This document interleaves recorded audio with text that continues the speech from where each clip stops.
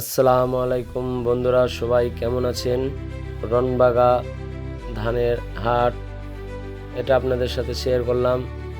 এটা বগুড়া জেলার নন্দীগ্রাম থানার রনবাগা বাজার।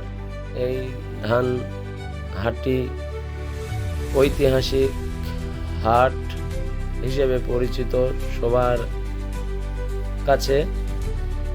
এই রনবাগা ধানি হাট দূর দূরান্ত লোকজন এই বাজারে এনে ধান বিক্রি করে।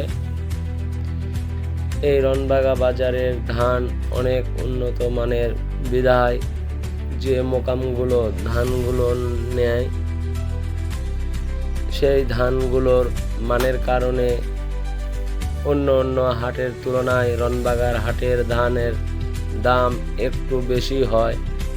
কারণ আপনারা জানেন আমাদের এই অঞ্চলের ধানগুলো খুব ভালো মানের হয়, এই কারণে বাজারটা এখানে একটু বেশি। বগুড়ার জেলার মধ্যে ঐতিহ্যবাহী বিখ্যাত ধানের হাট রনবাগা বাজার।